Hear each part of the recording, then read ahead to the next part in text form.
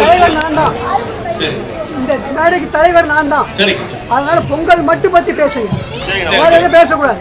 என்னுடைய நண்பர் என்ற வகையில் அவரை இங்கு அரசியல் துணிக்குமாறி எதுவும் பேச வேண்டாம் என்று உரிமையுடன் கேட்டுக்கொண்டேன். மிகுந்த பண்பாளரான அவர் அதை உணர்ந்து கொண்டு உடனடியாக அந்த பேச்சை நிறுத்திவிட்டு மற்றவர்கள் ஊக்கம் கொடுத்து பேசிவிட்டு விடைபெற்று கொண்டார்.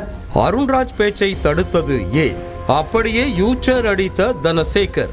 நாமக்கல் மாவட்டம் திருச்செங்கோட்டில் கடந்த 17ஆம் தேதி சின்னப்பாவடி பகுதியில் நடைபெற்ற பொங்கல் விழாவில் பங்கேற்ற அருண்ராஜ் தாவேகா மற்றும் விஜய் குறித்து புகழ்ந்தும் திமுக அதிமுகவை விமர்சித்து பேசிய போது பொங்கல் பற்றி மட்டும் பேசுங்க, வேற ஏதும் பேசக்கூடாது என தடுத்த விழா கமிட்டியைச் சேர்ந்த தனசேகர் தற்போது அதற்கு விளக்கமளித்திருக்கிறார். மற்றபடி என் நண்பரை எந்த விதமான சங்கடத்துக்கு ஆளாக்க வேண்டும் என்பதே என்னுடைய நோக்கமல்ல.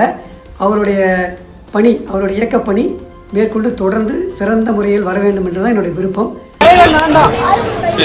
இந்த மேடைக்கு தலைவர் நான் தான். அதனால பொங்கல் மட்டும் பற்றி பேசுங்க, வேற எதுவும் பேசக்கூடாது. மேலும் அருண்ராஜை நேரிலேயே சந்தித்திருக்கிறார். அப்போது தனசேகரின் காலில் விழுந்து அருண்ராஜ் ஆசி பெற்றார்.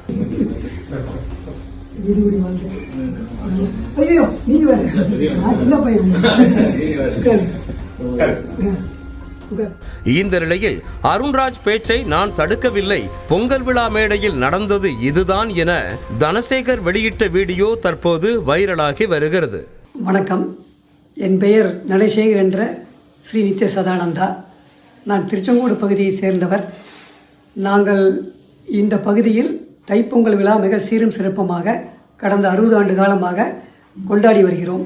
தமிழரின் பாரம்பரியமான இந்த விழா தொடர்ந்து நடைபெற்று சிறுவர்கள் முதல் பெரியவர்கள் வரை எல்லோருக்கும் தமிழர் சம்பந்தப்பட்ட விளையாட்டுப் போட்டிகள் நடத்தி வெற்றி பெற்றவர்களுக்கு இந்த ஊரின் சிறந்த பண்பாளர்கள் பெரியோர்களை அழைத்து அவர்கள் கையால் அவர்களுக்கு பரிசு கொடுத்து ஊக்கப்படுத்த வேண்டும் என்பதுதான் இதனுடைய நோக்கம்.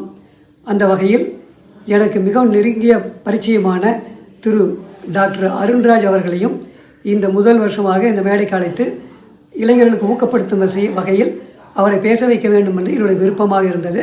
அதை நான் அவரிடம் தெரிவித்த போது மிகுந்த பெருந்தன்மையுடன் அவர் ஏற்றுக்கொண்டு எங்களுக்கு ஒத்துழைப்பு கொடுத்தார். அந்த வகையில் அவர் அன்று இளைஞர்களுக்கான பரிசுகளை விநியோகித்து விட்டு 2 வார்த்தை அந்த கூட்டத்தை பார்த்து பேசும்படி நான் கேட்டுக்கொண்டதற்கெனங்க அவர் தற்கால இளைஞர்களுடைய பரிதாபத்துக்குரிய நிலைகளை பற்றி அவர் விவரிக்க ஆரம்பித்தார்.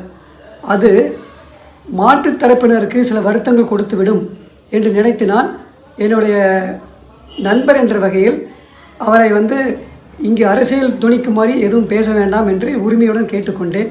மிகுந்த பண்பாளரான அவர் அதை உணர்ந்து கொண்டு உடனடியாக அந்த பேச்சை நிறுத்திவிட்டு மற்றவர்கள் ஊக்கம் கொடுத்து பேசிவிட்டு விடைபெற்று கொண்டார்.